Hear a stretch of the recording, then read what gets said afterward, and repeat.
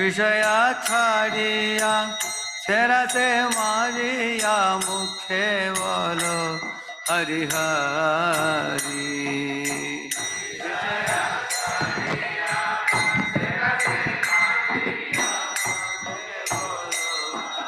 हरि देखो रे भाई त्रिभुवन नाय यमुना दयाल दाता।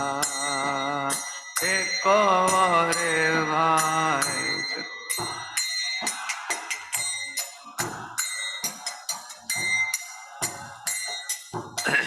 पशु पक्षी जुरे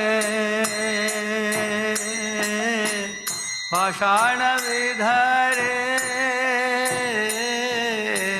सुनि जार गुण गाथा। पशु पक्षी जुरे पाषाण विधरे सुनि जार सारे मादिया रोहिली पोड़िया से पदे नागिलो आशा। संसार मादिया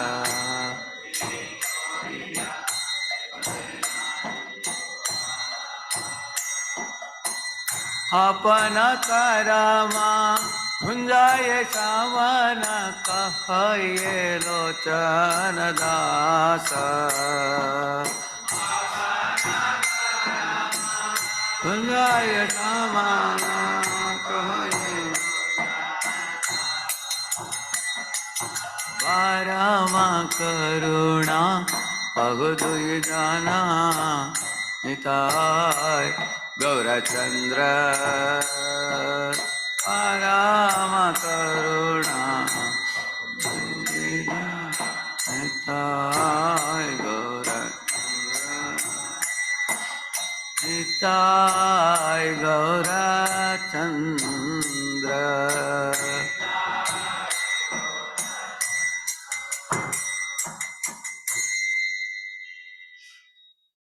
श्री श्री गौनिताय की, श्री जगन्नाथ बलदेव सुभद्रा महारानी की, श्री लक्ष्मी नरसिंहदेव भगवान की,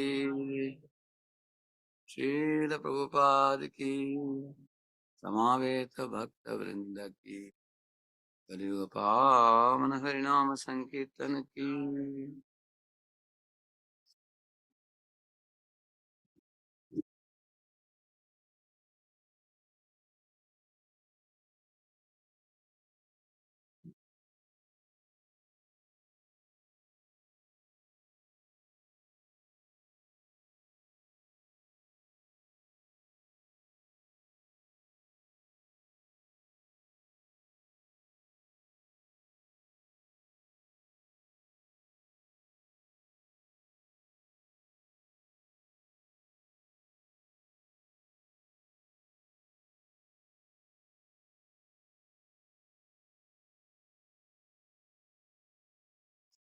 जय जय श्री चैतन्य जय नित्यानंद।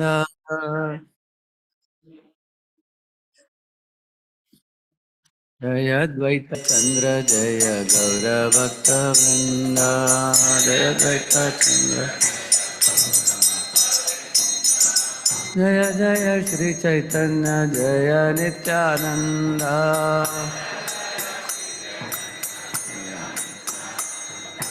जय द्वैत चंद्र जय गौर भक्त वृंद।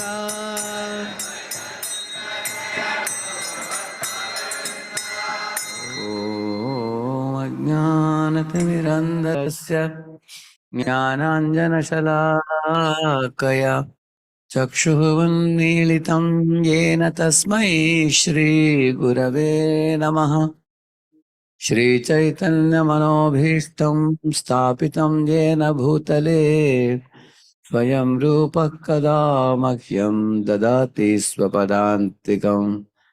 वन्देऽहं श्रीगुरोः श्रीयुतपदकमलं श्रीगुरून् वैष्णवांश्च श्रीरूपं साग्रजातं सहगणरघुनाथान्वितं तं सजीवम् साद्वैतं सावधूतं परिजनासहितं कृष्णचैतन्यदेवं श्रीराधा कृष्णपादान् सहगणललिता श्रीविशाखान्वितांश्च नमो ॐ विष्णुपादाय कृष्णप्रेष्ठाय भूतले श्रीमते भक्तिवेदान्तस्वामिनिति नामिने नमस्ते सारस्वते देवे गौरवाणी प्रचारिणे निर्विशेषा शून्यवादी पाश्चात्यदेशतारिणे नमो महावदन्याय कृष्णप्रेमप्रदायते कृष्णाय कृष्णचैतन्यनाम्ने गौरत्विषे नमः।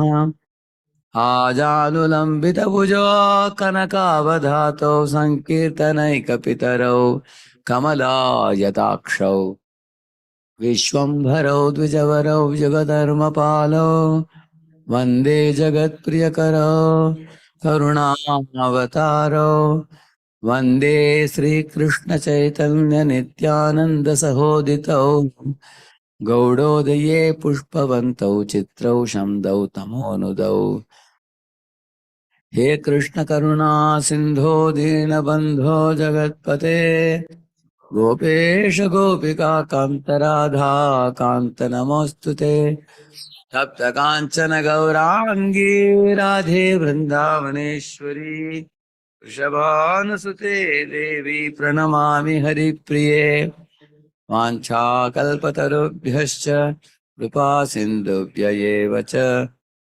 पतितानां पावनेभ्यो वैष्णवेभ्यो नमो नमः। जय श्री कृष्ण चैतन्य प्रभु नित्यानंद श्री अद्वैत गदाधर श्रीवासादि गौर भक्त वृंद हरे Krishna Krishna Krishna Hare Hare Hare Ram Ram Ram Hare Hare. Hare Krishna. Welcome all of you for this morning session today. Today is the same day as the Ichita festival, right? So the meeting of Lord Chaitanya Mahaprabhu and Raghunath Das Goswami in the Antelila 6th chapter is a very interesting episode.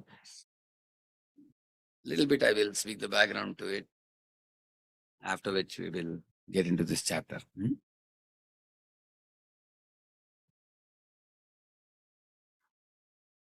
In this world, to get fixity in attraction for Krishna is not attained only by one's own personal endeavor. Because our mind has a very speculative nature, and we figure out what we want to do in this world. We go one way, then second way, then third way, then fourth way. We try in several ways to attain our goals. And oftentimes you will find, even in the path of devotional service, people try out different things based on the suggestions of their own mind. And therefore, from this Leela of Lord Chaitanya Nityananda, how they brought about the shelter of Raghunath Das Goswami and brought the best out of him. So very important learning for everybody, especially one who is serious about attaining Krishna's mercy in life. As you all know, Raghunath Das was born in Saptagram in an extremely affluent family. So if you consider the kind of wealth his father had, It's like lakhs of gold coins. Uh, the exact amount you can find out when you go through the pages of Chaitanya Lila, you will see that. He was, like in the modern day language, they call it stinking rich, coming from such a family. Haribol, Bhaktivinoda Prabhu ki jai. Very happy to see Bhaktivinoda Prabhu. Very auspicious darshan in the early morning of Bhaktivinoda Prabhu. Let's welcome Bhaktivinoda Prabhu on Haribol. I was wondering, I'm in Chandigarh or I'm in Bangalore. So,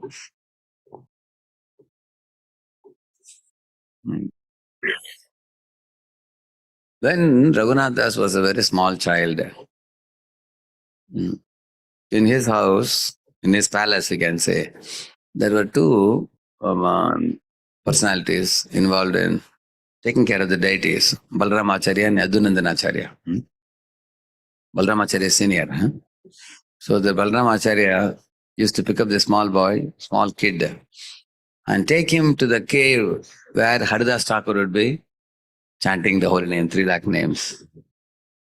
And as this small child saw Haridas Thakur's purity, his attachment to the holy name, his spiritual brilliance, and his fixity in Krishna's lotus feet, he became charmed by Haridas Thakur's personality and that very early age itself. This is certainly a blessing for one, because if one's heart becomes attracted to such saintly devotees of the Lord, then one's future is very bright. So Raghunath Das not only became attracted to Haridas Thakur, eventually he became disinterested in the material affairs in this world and wanted to attain Krishna's lotus feet at any cost as he grew up. So naturally, being a son of a very big multi-millionaire, his father had an expectation that my son will take over the business and he will run after, he will do the things after me with a similar type of interest. So the world has seen that irrespective of, whether you are born in a poor family, a rich family, you are educated or uneducated, bhakti cuts across all material impediments and barriers. Bhakti doesn't depend on any this thing. Sometimes you find somebody is born in a lower caste, but he has tremendous bhakti. Similarly, somebody may be born in a very high bracket economic circle of people, but there also bhakti may reside. It's all coming from many lifetimes of devotion. So Raghunath Das had a naturally flowing devotion to Krishna, and he was uninterested in, counting the, like we say, shillongs and penny, sitting in the business of his father. And as he grew up, he one time got an opportunity to see Lord Chaitanya Mahaprabhu. Where was it? I think it was a time in Shantipur when Mahaprabhu had taken sannyas, and he had been tricked by Lord Nityananda to come to Shantipur instead of going to Vrindavan. He wanted to go to Vrindavan, but then Nityananda Prabhu tricked him and brought him to Shantipur. Mahaprabhu, because Mahaprabhu, when he was coming by the side of Ganga, some boys were playing there, and he asked, "What is this river?" And they said, "It is Yamuna." And that was actually arrangement of Nityananda Prabhu. So then he started walking in that direction. And suddenly he found Advaitacharya Prabhu came in a boat with fresh clothes for him to wear. He asked, "Advaita, how is it that you also have come to Vrindavan?" "I am going to Vrindavan, you also have come to Vrindavan." And Advaitacharya Prabhu said, "My dear Lord, this is Ganga." Mahaprabhu became externally angry, internally pleased. And he said, "This Nityananda has cheated me." And Advaitacharya Prabhu said, No, my dear Lord, wherever you are, that place is Vrindavan now." So Mahaprabhu was offering wonderful prayers to Yamuna. He addressed to Yamuna, but the prayers were for Ganga. So he was actually led to the house of Acharya in Shantipur. So there, all the very, very intimate, loving servitors of Nimai Pandit or Lord Chaitanya Mahaprabhu were all present there in Shantipur. Everybody assembled. Mahaprabhu said, "Oh, it's all a wonderful arrangement. Huh? Nityan Prabhu, see how wonderful Nityan Prabhu is. Many devotees are crying that Chaitanya Mahaprabhu ran away and took sannyas. So they were all desperate to see him. Not that they were ready to see him run away to Vrindavan. So he brought Chaitanya Mahaprabhu from here and he brought the devotees from Navadvip to Shantipur. And both meeting was arranged by Lord Nityananda at Shantipur in the home of Acharya Prabhu. So there, Mahaprabhu stayed 10 days and Sachimata begged all the Vaishnavas, please allow me to cook for my son. Anyway, you all are going to cook at different occasions. And they all fell at her feet and said, why not, mother, whatever you are like Yashoda, whatever you desire will come to happen. We will simply serve the way you want us to serve. So she could cook for her son, and 10 days Mahaprabhu had a big Harinam Sankirtan, 3 hours, 4 hours every day, in the evening, with devotees and wonderful exchanges.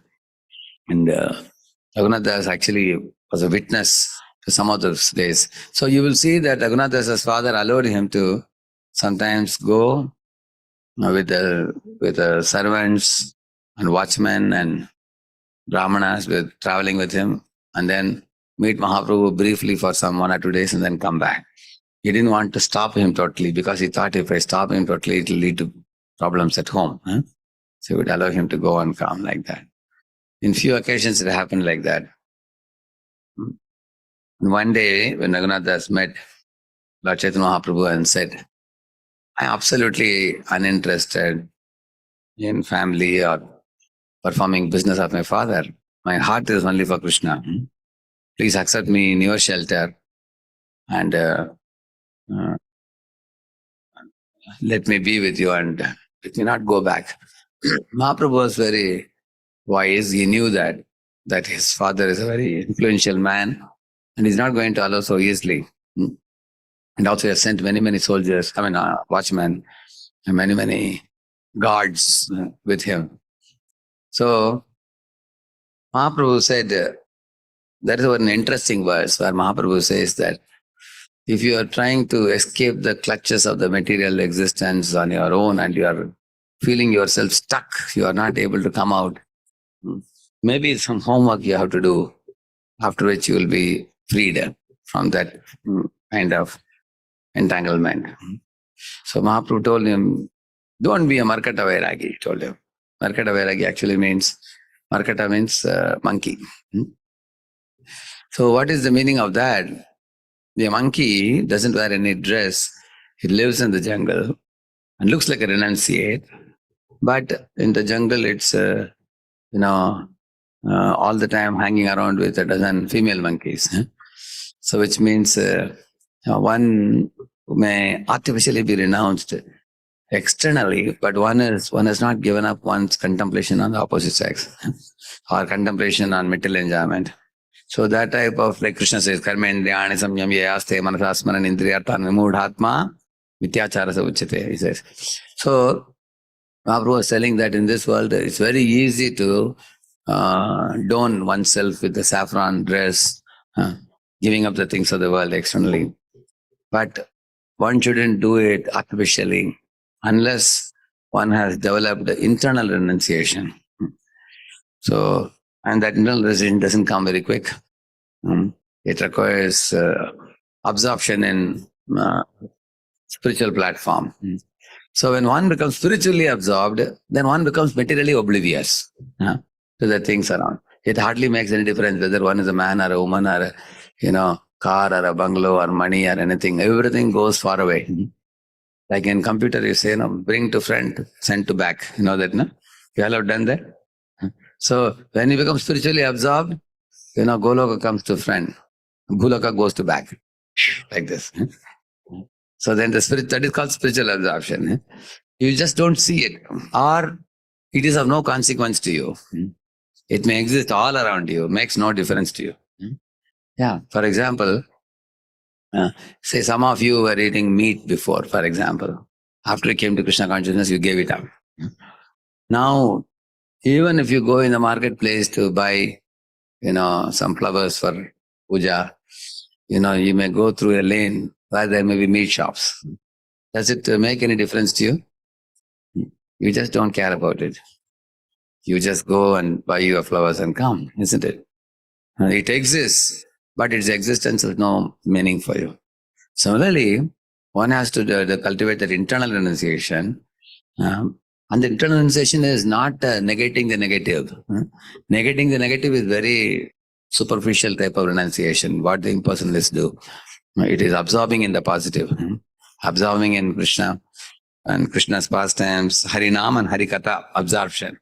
That is called spiritual absorption. So if that absorption increases, then the propensity for material enjoyment goes far away. There is no more that propensity. One doesn't look at the objects of the world with a propensity for enjoying independent of Krishna. So therefore Mahaprabhu said that in this world, many people are eager to be renounced just to eat and sleep and not do anything. So Mahaprabhu wanted to teach all of us also through Raghunath Das.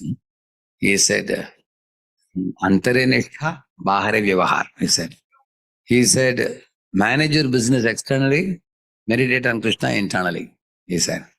This is the instruction he gave. Bahare Vyavahar means you sit in the business of your father, count the money, do all the activities as if you are very enthusiastic for material life. But you are not, because your heart is given to Krishna. Like that one should do. Even if you read in the, I think 1.14.6, I think. Sorry, 7.14.6. So there is one verse which says that Narada Muni is telling to Yudhishthira Maharaj. For example, if a boy gets married, the boy has been trained by brahmachari for many years. Now he is first time married. He has no contact with the woman. Now first time his marriage has happened. Now he is coming in a family life. Now he is having a baby also. So he should know how he should deal with his wife and children and parents also, and his job situation. Because sometimes the thought may arise in his mind. In my college days, I was a free bird. I was just chanting, dancing, and hot prasadam plate came at 9 o'clock. I ate nice prasad and I was carefree, no burden on my shoulder. And now that I have a wife, I have a baby, I have my parents, I have a job, these are very entangling. So he becomes a little morose. And that moroseness is seen by the wife, and she also becomes morose. And child also becomes morose. Parents become even more morose. And all the moroseness started from whom? Started from this fellow. They say, if you don't want to be happy in married life, then why did you marry? They will ask him. You only told me to marry, he will say. So therefore, in the 7.14.6, what Narada says, the word virakto raktavat tatra is saying. Virakto means internally he has to be renounced, but externally raktavat means he should behave as if he is attached to everything in the world. Which means externally one should be enthusiastic. Jai Shri Raghunath Das Goswami ki. So, yes, one has to do it. One should do it as a duty. It is one's duty. Because, as much as you have struggled, even wife has struggled, children have struggled, parents have struggled, they are also living in the outside world. Ultimately, your family means everybody should share the struggle and proceed ahead, looking for ways how to be Krishna conscious. Because material world brings trouble to everybody. Even brahmacharis are not just carefree. Brahmacharis have to deal with their internal enemy of lust, hankering. So that hankering, they can dismiss it only by spiritual absorption. And spiritual absorption for brahmachari also doesn't come overnight. It takes many years. It will take decades to develop the spiritual absorption. Till then, brahmachari also has to suffer with the hankering. So, grihastha may suffer from this frustration. Brahmachari suffers from hankering. So, who is in trouble? Both are in trouble. Everybody is in trouble. So, but one shouldn't become morose. You will see when Smayantim Vismita Abhavat. Bhagavatam says that uh, when Yashoda Maya was binding Krishna, at that time it was 2 inches too short. You all know that, right? Isn't it? So at that time, see, when you are trying to do a work, your endeavors are repeatedly thwarted. What is your response generally? You're trying to do something, somebody is throwing sand in your plan.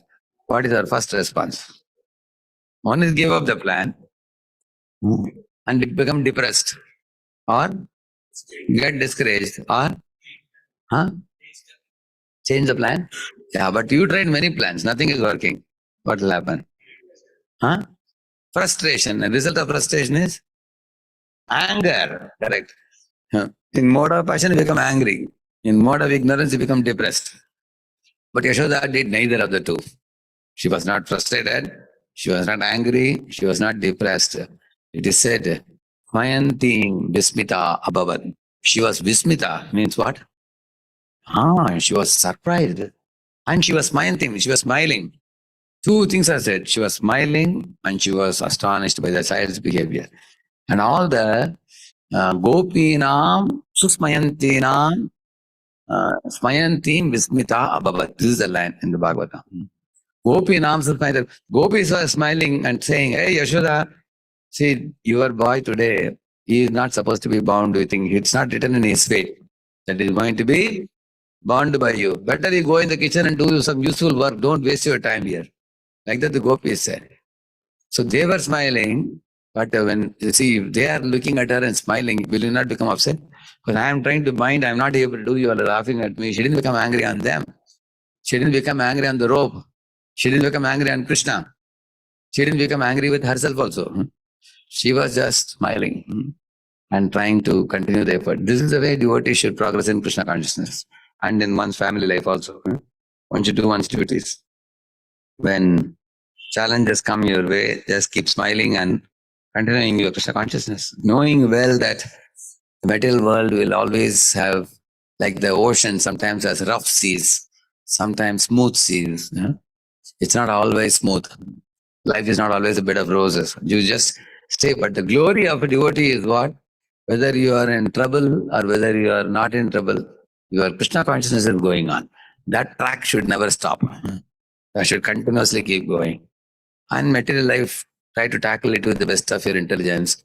When everything falls apart, just depend on Krishna, that's all. So he told him, Mantare Nishtha, Bahire Devah. Manage your business externally as if you are a karmi or ordinary man. You should behave like that externally, doing all one's duties. And Antare Nishtha, be renounced internally. Don't make plan to delight in material enjoyment and get stuck. Same thing Brahmaji tells Priyavrata also. Prakritim bhajasva, he says. Prakritim bhajasva, which means, Prakriti means material existence. Bhajasva means actually you stay in the material world. That's a very nice verse also. He says, Tvam abjapada, he says that stay in the recess between the two Lord's lotus feet, he's saying. Place yourself in the, like a Lord is standing like this, no, there you put yourself there. Stay in his lotus feet and then you accept whatever comes in the material world. One has to lead, like that he told them. So Mahaprabhu told Raghunath Das similar thing. Then what happens, such a grihastha also can be very powerful, just like a sannyasi, as Prabhupada says. When a person is situated in a family life, husband, wife all become enthusiastic in devotional service, then that family becomes extremely powerful also. So Raghunath Das went back. And earlier, Raghunath Das used to sleep in the Durga Mandap outside his palace. In the same compound in Saptagram, in his house, there were a lot of gardens and everything. In between, there was Durga Mandap, which was like a the middle of the garden, open mandap it is, with pillars. So he will go and sleep there. That is the place. Because Jamindar son is supposed to sleep there. He's supposed to sleep in a very nice soft bed inside the palace. So he was doing things like that, which was displeasing to his father and mother. And father got him married to a very beautiful girl. thinking that generally in India, people say if a boy has to become responsible, get him married. So, and then wife will inspire him to become more responsible. That's the whole idea, actually. Hmm. She will tell him, now get up, now go for a job. She's a follow-up. She does a follow-up for the... And boys also become responsible sometimes when they get married properly. So that's what father thought. But for him, marriage made no difference. His interest in Krishna was very strong. So one day again, he ran away from the palace. That time, the mother was telling his mother was telling the father that send the guards immediately, get my son back. So father was telling, see, he has got got a wife who is more beautiful than Apsaras in the heaven, and he has got wealth like Indra in heaven. If all these things cannot bind him at home, then what? How can we just drag him and bring him back and keep him at home? He has become attached to he has become mad after Lord Chaitanya, who is mad after Krishna. So, father had a reasonable understanding about Raghunath's situation. Artificially, you cannot put him in material life. Yes, his renunciation was known, till he was not able to attain the shelter of Chaitanya Mahaprabhu.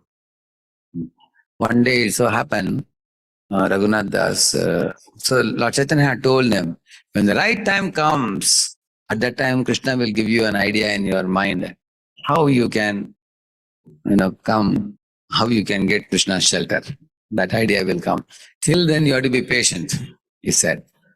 So Raghunath Das was patient. One day this thought arose in his mind that, I'm repeatedly attempting to meet Lord Chaitanya and stay with him, but he is sending me back. Maybe I have failed to attain the glance and grace of Lord Nityananda. Let me go and meet him. Like that one thought arose in his mind. You see, Guru and Krishna should be worshipped together. Yasya deve para bhaktir yatha deve tata gurau tasaite katita hiyartha prakashante mahatmanan. This verse says that in Vaishnava means we need Guru and Krishna together, like a railway line, both. Mayavadis only accept Guru and they make Guru into God. Like I had gone to, in Pune, we have one Ramakrishna mission, Matha is there. So we had gone there to see their construction of Brahmacharya Ashrama and their campus facilities. Prabhupada says they're very well organized.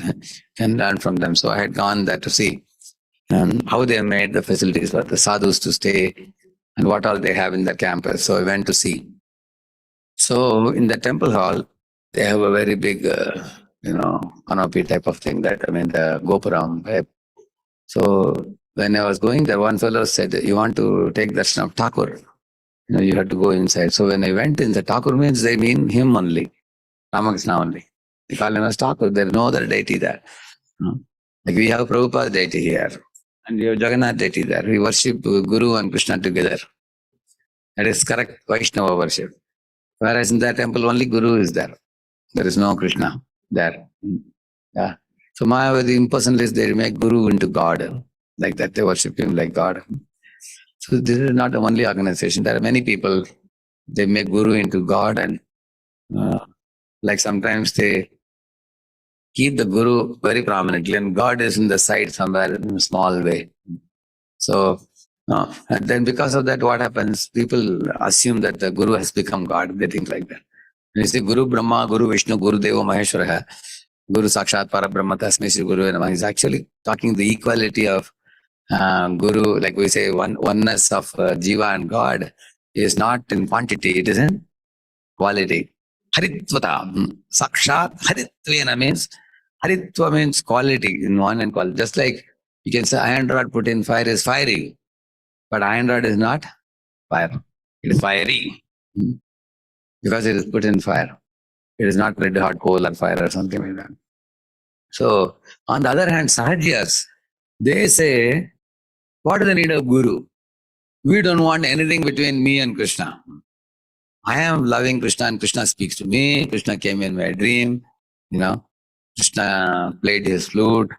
and danced in front of me. So many things they say, you know, and they wear, dressed like a saki, uh, and in this way they have imaginative bhakti. Therefore, it's called as imaginative ecstasy. Prabhupada says. That is, so they reject Guru and accept only Krishna. And Mayavadis reject Krishna and accept only Guru. So these both are incomplete paths. So Vaishnava means both you should accept. So we worship Gaur Nitai together. Gaur is Krishna and Nitai is Guru, Adi Guru. Correct, no? Similarly, Lakshman and Ram, we accept both. Sometimes you find this Duvida gorilla. Duvida gorilla is not an ordinary person. If you go to some Ram temples in South India, even today, on either side of Sitaram, Lakshman, Hanuman, you will find there are two more Vanaras standing. One is Dvivida, and who is the other one? Mainda? Yeah, Mainda and Dvivida. You will find them. Supposed to be one of the very intimate associates of Sitaram, Dvivida gorilla. But what happened with him? Dvividasya saka kaschit Dvivido Narakasya saka kaschit Dvivido nama vanaraha. Like that, there is a verse in Bhagavatam. Narakasura had one friend named Dvivida, it is said. And Narakasura was a friend of Banasura. So they all got, birds of the same feather got together. You see that, isn't it? Dvivida made friendship with Narakasura. Narakasura made friendship with Banasura. They all got spoiled. So after associating with Narakasura, what Dvivida did, he started going to oceans and beating the water and making tsunamis rise on the oceans. Similarly, he would pick up boulders and throw. He would put fire to hermitages where people are performing yajna. He'll go and pass stool and urine there. He did a lot of havoc, creating a lot of havoc for sages and saints across cities. But how he became so bad? Because he hated Lakshman. He only loved Ram, but he hated Lakshman. Somebody has great attraction for Krishna, but they find fault in Guru. So they keep a distance from Guru, they find fault in Guru, they criticize Guru. It becomes third offense, isn't it? Guru Ravajna. Because of that. So later on he was killed by Balram, as you all know. He became very degraded in his behavior, Avadvivida. So there is also one more pastime of our Krishna Kaviraj Goswami's brother. He could not understand the behavior of Meenaketna Ramdas. So Meenaketna Ramdas is Lord Nityananda's follower. See, Meenaketna Ramdas would be very funny in his behavior. Like when he came, he was carrying a flute in his hand, very colorfully dressed. So when somebody offered obeisances, he jumped over them. Like that. Actually, sometimes Nityananda's followers are very jovial and very friendly sometimes. Their behavior is not understandable, like a coward boys. So when Kaviraj Goswami's brother misunderstood him and offended Nityananda Prabhu, then he fell down, it is said. He fell down. And then Kaviraj Goswami refused to stay at home. He left the place on the order of Nityananda and went to Vrindavan after that. And he stayed in Vrindavan. So sometimes in this way, you find Raghunath Das felt that maybe I have to, something that is incomplete in my life is, we are not yet obtained the mercy of Nityananda. Like we sang in the morning, no? Aha Prabhu Nityananda Devananda Sukhi Aha Prabhu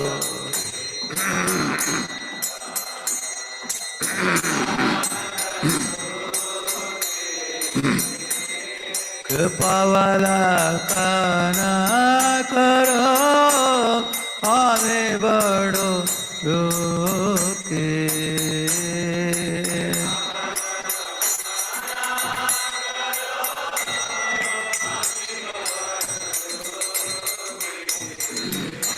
See, Nityananda Prabhu's glance is called Avalok.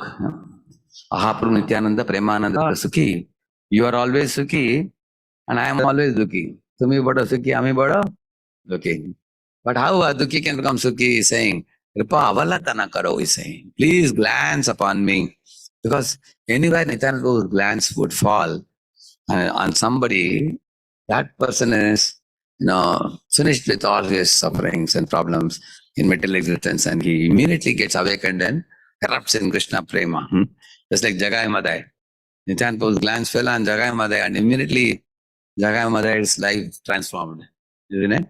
So one should actually aspire that let me come under the merciful glance of Lord Nityananda.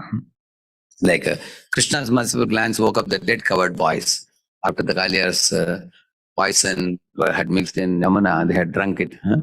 They had died, but although they were dead, he woke them up simply by his glance. So all of us, we may not be dead physically. Physically, we are moving back and forth in this world. But our Krishna consciousness is almost dead because it's covered over. When the glance of Nityananda comes on the jiva, then that Krishna consciousness avenue in the heart just erupts.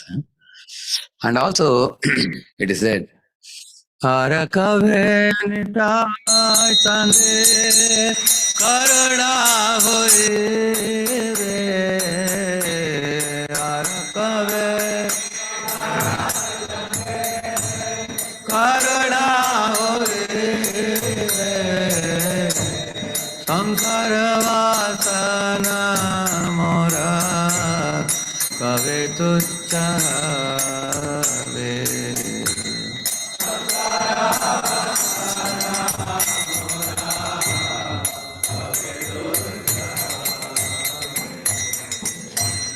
Hey, what is the samsara vasana? Vishaya vasana, we say.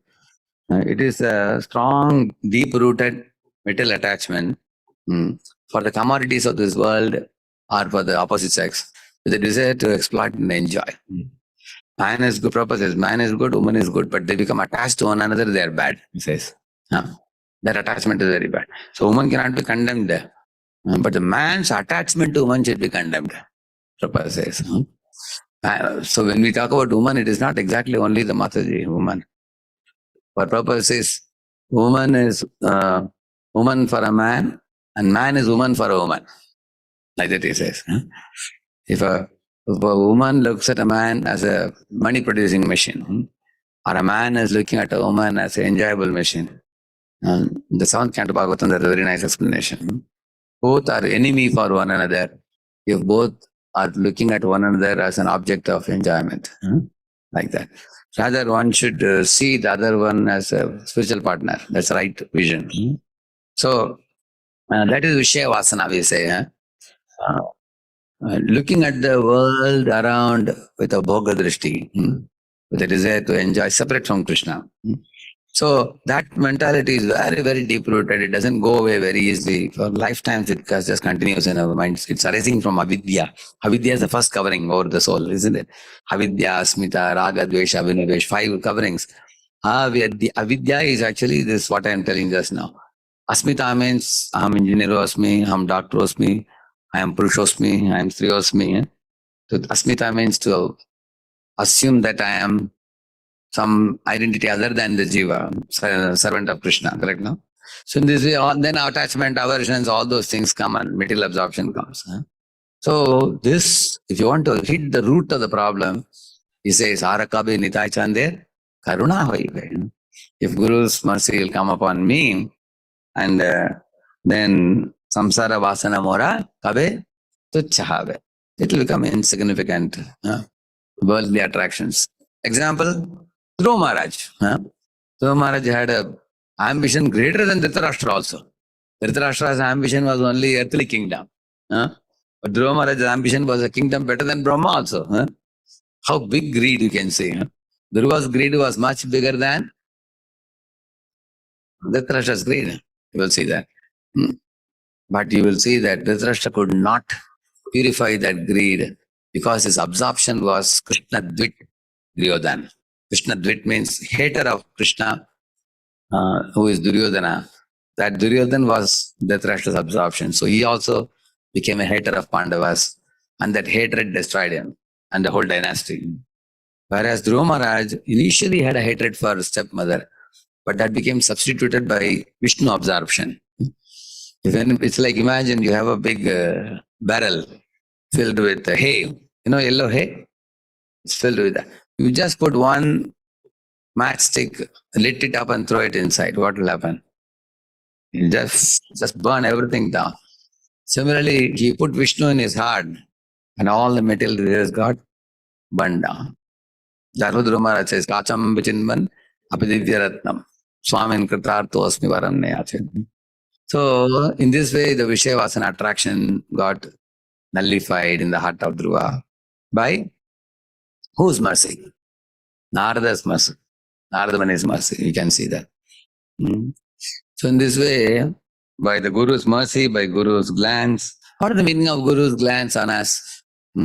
We should always be in the radar range of the Guru. Now, what is the radar range? Some people go outside the radar range so that they can be independent to do what they want to do. They don't want. Like there was one fellow who was doing catering of vegetarian food in a college. He was getting some 50,000 monthly. Family was very happy.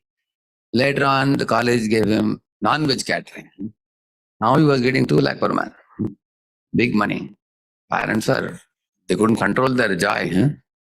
But later when he came to ISKCON, he said, now I have understood meat eating is bad and now I don't want to do catering of this. I only want to do vegetarian catering. My Lord, parents became enemy to ISKCON. And they said, you see, your spiritual life is different, professional life is different. They said, you make money 2 lakhs and then you go to temple and dance Hare Krishna, no problem. But he said, Lord is everywhere. Lord is there in the college where I am doing catering also. Not that only in temple he is standing. He's everywhere. So there is practically a Kurukshetra war in the family. Parents wanted him to do this. He didn't want, an uncle, aunt, everybody got behind him. So we all can face in our life also the challenges. You want to live for the truth and the world may oppose it. It can happen like that. Correct, no? So, of course, he went ahead with initiation, and after initiation also there was a pressure from family. Then he tried to take 2 colleges, giving him 50,000 each. He made it up to 1 lakh, working 12 hours, 14 hours a day. Still, the parents who have seen 2 lakhs, they don't want to see satisfied with 1 lakh. He said, I am not spending anything, I'm giving all the money to them. Still, the greedy fellows are never satisfied, isn't it? So his guru came to know that this fellow again has started non-veg catering. After initiation, can you do that? It's very sinful. Guru said, come, I want to meet him. But he was telling, I don't want to disturb Guru. Guru is too busy. Guru said, I am calling you. How do you say I am busy? Isn't it? That means he doesn't want to be in the radar range of Guru. He wants to be outside that so that he can do what he wants. Just see. Therefore, the disciple should not be in escaping mode. We should agree to abide by what is expected of us. Actually, that is the meaning of pranipat. See, pranipat means what? Falling flat on the ground without reservation. And what is the meaning of that? See, Guru is speaking from a spiritual plane and we are in the material plane. We should allow the Guru to uplift us from material plane to spiritual plane. And we should not pull the Guru to come to material plane. We should not tell him, please come down. Like you see, our Prabhupada, when he met his Guru, he went with a Desh Prem paradigm, because Prabhupada went with khadi dress. You know that? In those days, if you wear khadi dress, who are you? Gandhian. He said, I am a Gandhian, I am father of Gandhi, and I want to see India get freedom. Prabhupada went with that paradigm. And his Guru was presenting Goloka paradigm, correct, no? Speaking from spiritual plane. So Prabhupada brought him down and Prabhupada was ready to go up. In one meeting, Desh Prem to Krishna Prem. That is called Pranipat. Pranipat. He surrendered his opinion about, freedom, struggle, and then he accepted Guru's version of the ultimate truth. You can see that. So, in this is the way to advance, by the glance of Guru, by the mercy of Guru. Guru's mercy comes through the instruction. He gives good instruction, which will be purifying us and elevating us. We should not fear getting the instruction. Like sometimes people say, Prabhu, please give me your mercy, but don't give any instruction. Don't tell me anything.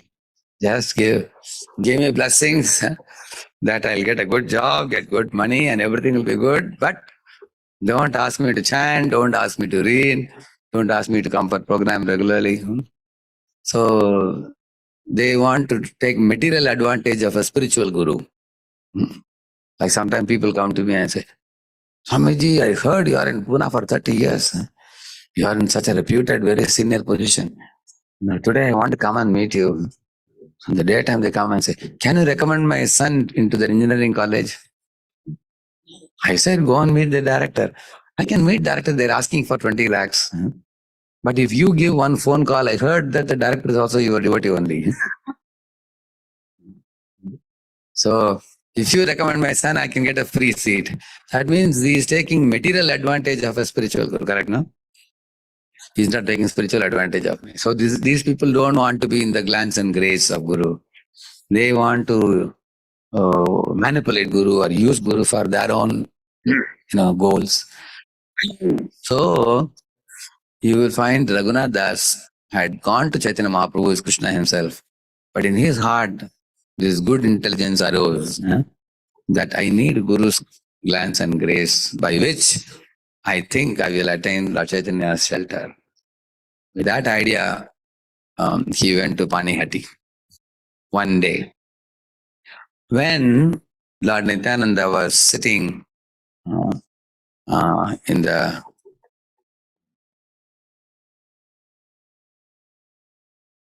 see this picture. This is the picture.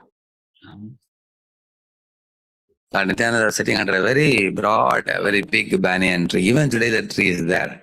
Most holy place. Lord Nityananda personally sat with his associates around him. He sat there. And Raghunath Das was offering obeisances from a distance. And Nityananda immediately glanced at him. He noticed. He smiled and said to Vaishnavas, look there, who has come? And he said, hey, Raghunath, come here. Why are you hiding like a thief? He said. Then Raghunath Das was brought in front of Nityananda and he put his head at the lotus feet of Lord Nityananda Prabhu.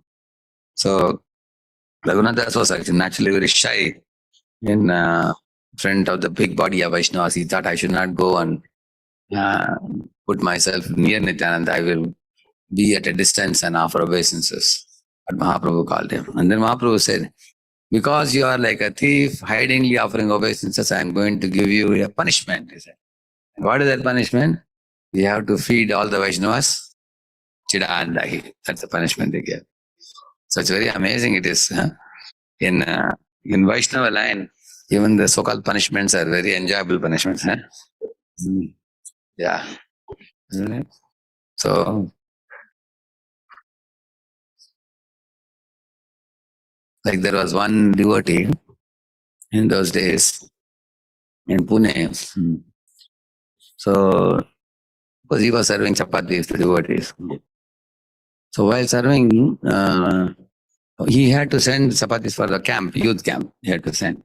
So at one time he stopped. One senior devotee had come. He was Paramaji Gopaksha Maharaj there.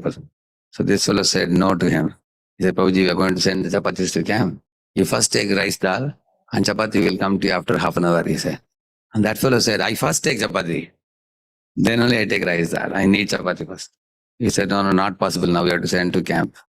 And I was observing from a distance. I immediately came and said, hey, give him now. He's a very senior man. He's a saffron devotee, senior man. You should give it. After I strongly told him, he gave it. Then I asked him, how you are treating one devotee like this? He is a senior man. Equal to him, there are other God brothers of yours. How do you see them? He said, I respect them very much. He said, my God brothers, they are so mature, Prabhu, they are so advanced. I said, what about this devotee? Oh, I don't have so much respect for him. He's a little angry man, he said. I said, you have 2 months punishment. I said, you go to Delhi, stay in the temple and know the glories of His Holiness Gopaksha Maharaj and the many senior devotees. You take some notes and you have to come back and give a class, 2-hour class. I told him. And he did that. He went to Delhi, stayed there 2 months. He noted all their methods of book distribution, everything. Saw all the devotees, and he came back with mouth full of glories. How wonderful devotees. So he had no understanding of how there are many wonderful devotees under various spiritual masters. Correct, no? But the punishment they gave, how many of you feel it's a transcendental punishment? You feel? Correct. It is good for him, good for all of us. Correct or not? But I learned that trick from Lord Nityananda Prabhu only. Even if we give some punishment, we should give some transcendental punishment. Correct, no? We should not give a punishment which will deprive people of Krishna. Rather, it will enrich their Krishna consciousness. That is the punishment, transcendental punishment. So his whole paradigm changed after going and staying in another temple for a couple of months and observing things. So here Nityananda Prabhu gave him that transcendental punishment to Raghunath Das. In another sense, I thought, why it is a punishment, I will tell you. See, if Raghunath Das being a millionaire, if Vaishnavas come to his house, he may naturally want to feed them 15 course or 20 course feast. Correct or not? Many of you know, if somebody is holding a program in their house, first question you ask, whose house? And if they happen to be a millionaire, guaranteed prasadam, very big feast. Correct or not? If Raghunath Das is arranging, anybody will assume that it is going to be big feast. 20 course feast, isn't it? But it's a punishment for him to give only the hichida, which is very simple item. Because you have to do what you are told to do. You don't have to do anything else. So Raghunath Das never had the ahankar to say that. Nityananda, wait a minute. Are you aware what kind of family I come from? You know what I can make, don't you know? I can make a 20 course feast. Did he say that? Whatever Nityananda orders me, I will do. I will give. And not only that, Vaishnavas also didn't complain. We came with big expectation. We have been cheated. We got just a hitcher. They didn't say that. They only wanted association. Correct, no? Of one another. Because why do we go to anybody's house? For prasada or for association? For both. Be honest. Correct, Bhaktivinoda Prabhu? Yeah, correct. But if one says, I go only for prasad, then we will not understand the value of association of Vaishnavas. So you will see that Vaishnavas, when they came to the, bank of Ganga, you will find all of them had a, I think that picture will come now, I think. Yeah, this is the one. Very, very beautiful pastime it is. So Raghunath Das conducts that Chidadahi festival, and he gives each Vaishnava 2 pots. One part with milk and one part with dahi, and both pots everybody has. And this is a very beautiful festival because you will see that many of the Vaishnavas, are even sitting in the water of Ganga, you will see, because there was a little lack of place there. But they don't mind sitting even in the water, which teaches us one lesson. In Vaishnava life, never complain. Accept whatever is available. This actually we do it at home. Imagine, for example, one day, Prabhuji has to go to office. He finds wife has done only rice and dal that day. No sabji. She says that children have examination, I was teaching them. Today only rice, dal, you just mix it and take it. He doesn't complain. He says, okay, wife was super busy. No problem. But in temple, you give only rice, dal. People say, only rice, dal? People complain or not? Students complain or you don't complain? You're all good people, good devotees. So in Vaishnava life, never, whatever, so one day you may get, pulao, kadi, biryani, puliyogara, pakoda, bhaji, all that and big sweet and everything. Another day may be very simple prasad. Never criticize. Sometimes in Pune, when we have a breakfast, like one day they had made poha. Poha means chipped rice. So people come morning first thing and they come into the kitchen, they ask, today what is the prasad? The poha. Poha. So the serving devotee said, Prabhu, this is very dear item of Lord Krishna. Even our Sudama carried it for If Dwarkadish likes it, how can you not like it? Ah, that's correct. Now I also like it. So when Dwarkadish was reminded, see, Dwarkadish is the richest Lord, and he is eating poha. So when you see poha, you should remember Krishna. Immediately, like Mahaprabhu said, no, Ye Isha Krishna Aswadilo Hena Shak Aswadane Krishna Prema Aise Mane Seyi Preme Koro Aswadana Chada Buddhi Parihari. Give up your material consciousness when you see the prasad. If it is simple rice dal, simple poha, because it is tasted by Krishna, I like it. Jada buddhi parihari, prasada bhojana kori, hari hari, bala sarvajana. Hari hari. Chant Hari Hari and very joyfully accept whatever Krishna sends as his mercy. Prasad is another name for mercy. Krishna's mercy it is. So all the Vaishnavas are accepting that mercy in two parts, and they are not blaming there is a lack of place to sit. They are sitting in the water, some are sitting on the bank, some are sitting under the tree. Wherever there is place, you adjust and sit. One time we were in Mayapur Dham. We went to the Shiva Sangan. We had the evening lecture on the Mahaprakash Leela there. So it was jam-packed with devotees. It's a small place it is. So packed with devotees everywhere. People are getting little irritated because of crowd. So some devotees had commented that this yatra, more the crowd, more miserable it is. And then they were saying, good old days, we used to have only 200 people, 300 people. How joyful it was. So the matter went to my special master's ears. So he said, you see, association is very rare. The more the Vaishnavas, merrier it is, he said. One should not see from material point of view.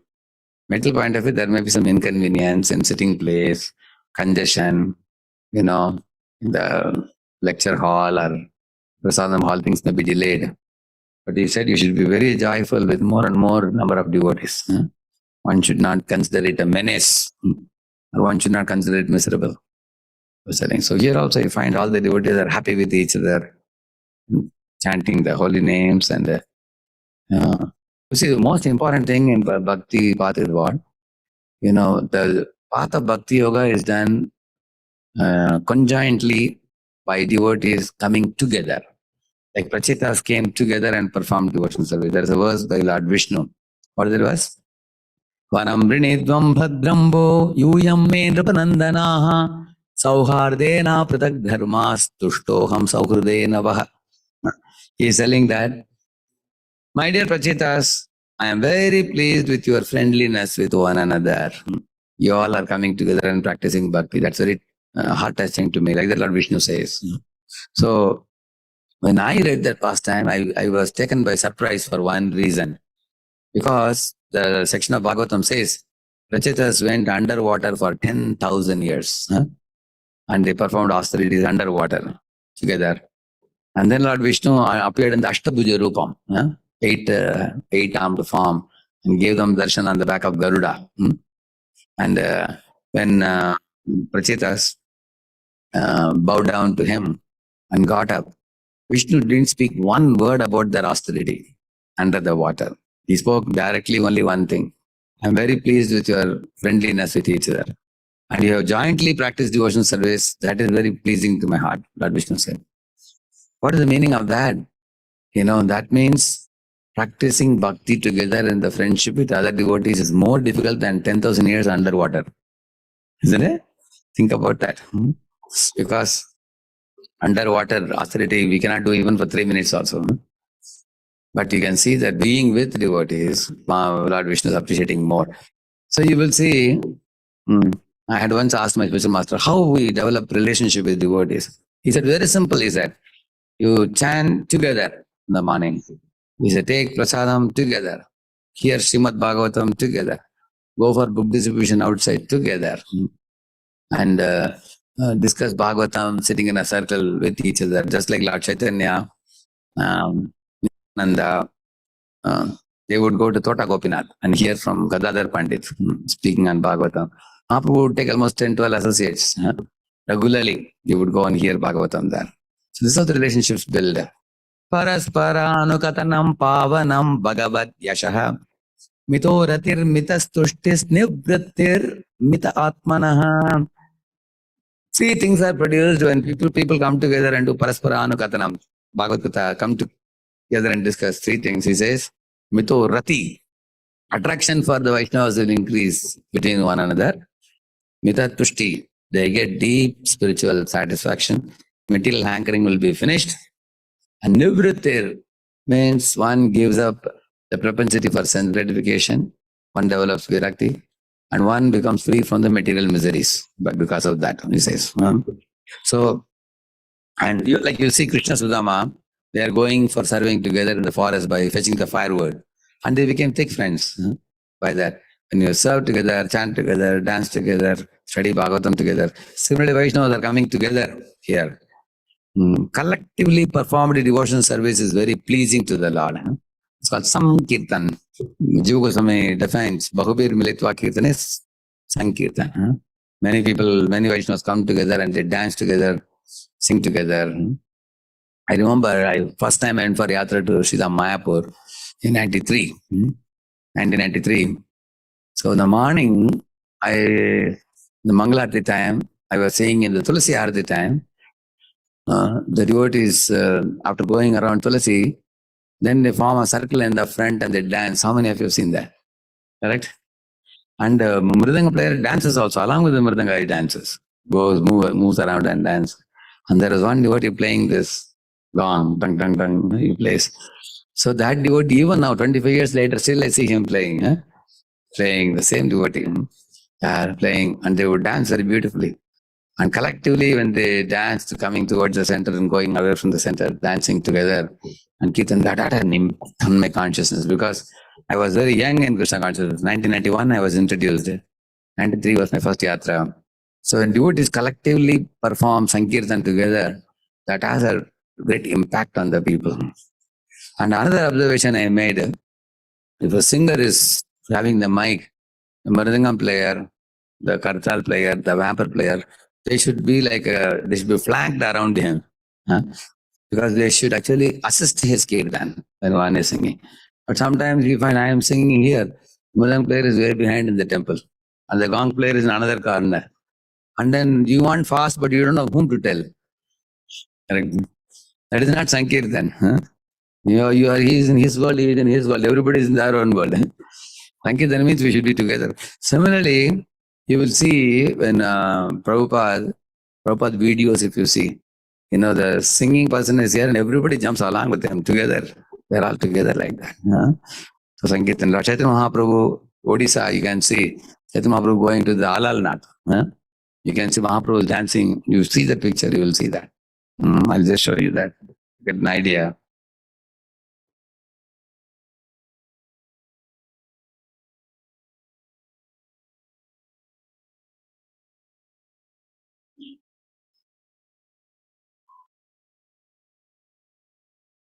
Yeah.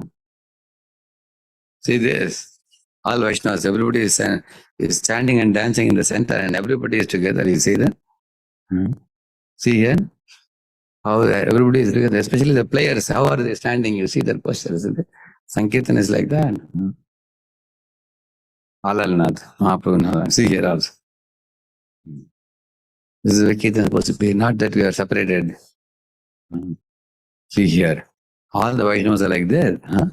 So this type of Sankirtan is extremely powerful. You can explode Maya completely. And you will forget the material existence fully. Now see here, this picture is there. See Mahaprabhu is jumping in the middle. Behind him, who is there? Nityananda, and this one is everyone together. Kirtan means everybody to be together. And all others are playing Mridangam and assisting, playing Kartal and jumping up. Everybody.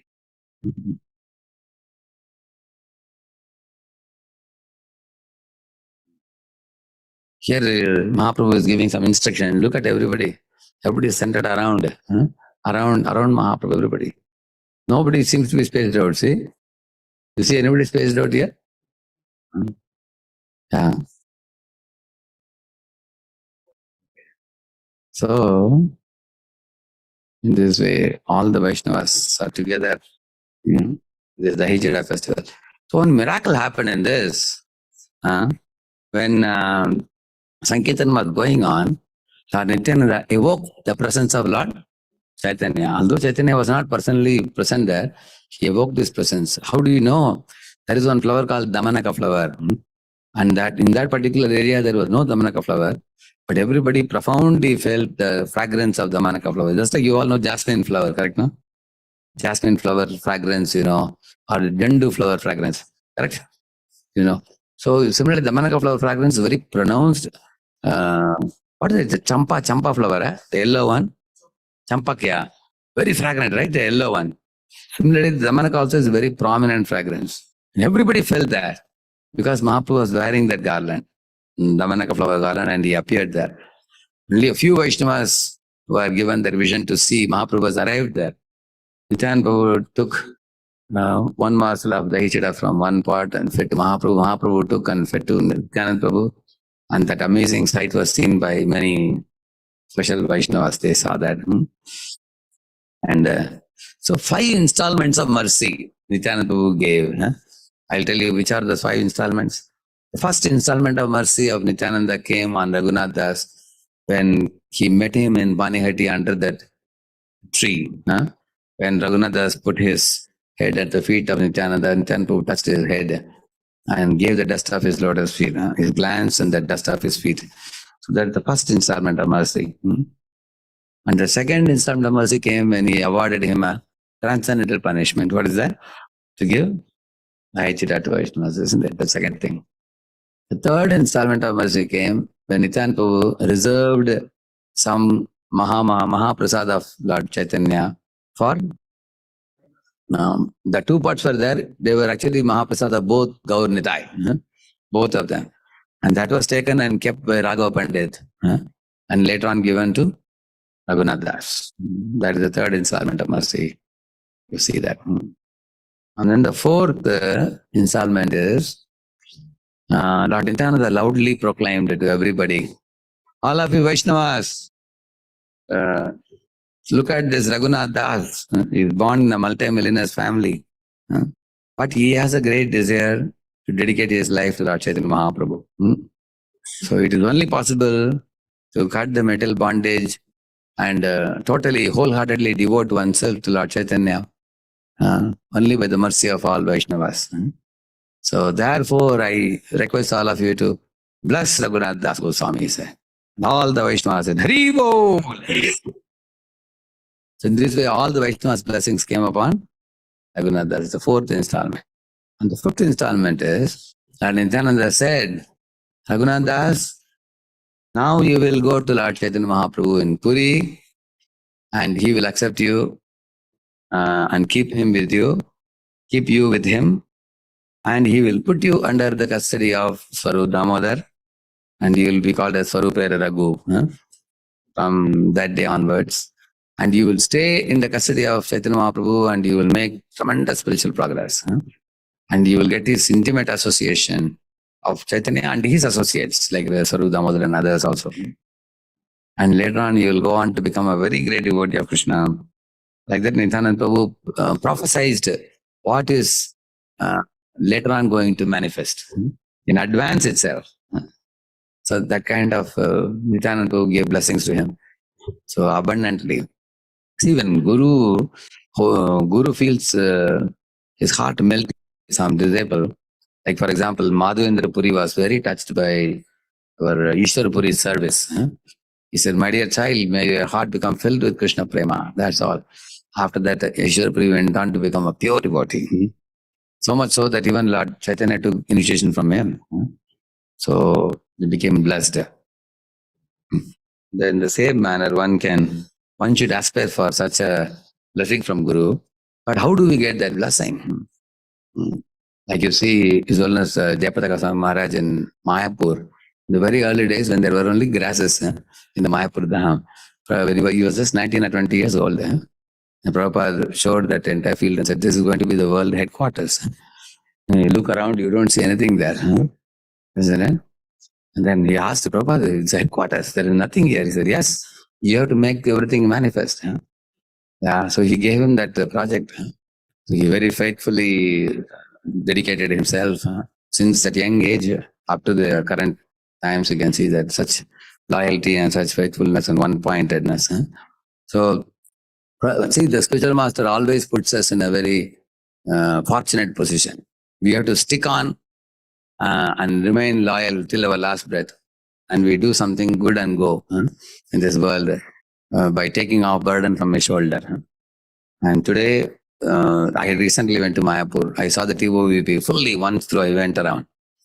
What are the construction almost over. Beautiful it is. Once it opens, it's going to be extraordinary. It is. Whole world will come there. So, Prabhupada gave him the name. It's Holiness Jayapataka Swami. Once His Holiness Lokanath Swami had come in Pune. He was telling, Prabhupada gave a fitting name to His Holiness Jayapataka Swami Maharaj. He said he has given Jaya Pataka means it's a victory flag. It's a victory flag for the whole world. That Gaudiya Vaishnavism is available in that prominent place of Mayapur Dham, the birthplace of Lord Chaitanya, in such a huge temple where millions of people are thronging every year. So he got mercy of Prabhupada and he utilized that mercy, and now that mercy has become transformed in a way by which it is manifesting as a temple, manifesting as preaching, manifesting. So we were in one place, Calcutta, I think. His Holiness Jayapataka Swami Maharaj was giving a lecture. So in the lecture he said, earlier when I didn't have the stroke, I used to travel across the globe 4 times. Now I got the stroke, so I only travel 2 times, he said. 2 times also is not a very easy thing, traveling across the globe. So you can see the kind of enthusiasm he carries. So Guru's mercy is very powerful. And those who partake of it, like Raghunath Das was blessed by Nityananda. Subsequently, Raghunath Das, in the rest of the chapter, you will read how powerful Raghunath Das became. If you see the further titles, the festival at Raghav Pandit's house, the Chaitanya and Nityananda accepted the prasad. Raghav Pandit kept the remnants of Chaitanya and Nityananda and gave it to Raghunath Das. And Lord Nityananda blessed them. And Sri Raghunath Das presented himself. Vamana Hayayana Chandadari Bare Chai.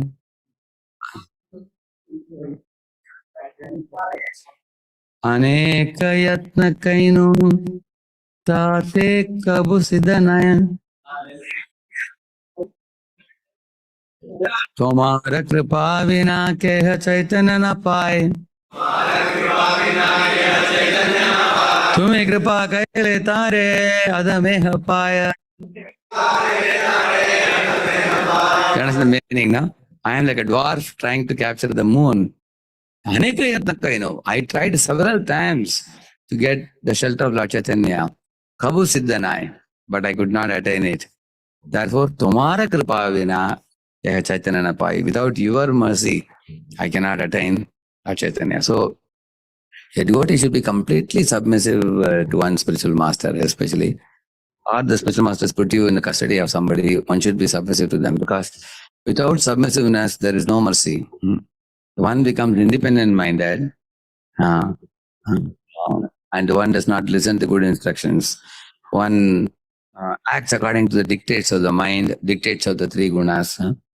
Then such a devotee is not very progressive. It's like a flood. A flood can do no good. Flood goes in all directions. It only destroys. It doesn't do any good. But dam, if you see dam as energy, you will only release the water when you need from the dam. Similarly, our vigor and our Shakti and talents we have, it should be directed by the spiritual master in the positive direction, leading us to Krishna's lotus feet. That's why he's taking shelter of Nityananda Prabhu. So and then he goes to the forest, and then now he is surrendering. He's going to go. See, now Lord Chaitanya Prabhu gladly receives Raghunath Das. Yeah. Mahaprabhu said, Raghunath Das, he's saying that your father and uncle, they are like Tumara Baap Jeshta, Vishya Vishta Gartera Kida. He says, which means he's saying your father and uncle, they are pious Vaishnavas, but actually they are like pious materialists. They don't have, but despite being born in a family where you are entangled by wealth and family and everything, Krishna has liberated you, like that he said. Yeah. See, from 6:30 on, Raghunath Das began to beg alms at Simhatwar. Prabhu Bhakta Ganera Vairagya Pradhan. Yahan Deki Prita Haya Gaura Bhagavan. So being pleased with Raghunath Das' behavior, Chaitanya Mahaprabhu gave him what is the duty of a Vairagi, or duty of a renounced person. See, very important this section. Vairagi Karibe Sada Nama Sankirtan. Magiya Khaya Kare Jivan Rakshan. A renounced person should always be absorbed in chanting of the holy name. Sadhana malai bhayata labhate santosh eita achara kare Krishna dharma posh. It is said. If one is always chanting the holy name and happy in whatever circumstance Krishna puts me, not demanding this, demanding that, then he says Bhakti dharma posh. The Bhakti Devi will protect the devotee. So don't complain, don't blame about anybody. If whatever Krishna sends, accept it and be satisfied. And then always be absorbed in the holy name. Similar things he's saying here. Vairagi haya eva kare parapeksha. Karya siddhi nahe Krishna kare na upeksha. Vairagi haya kare jivara lalasa. Paramartaya yara haya rasera vasha. Vairagi rakritya sada nama sankirtan.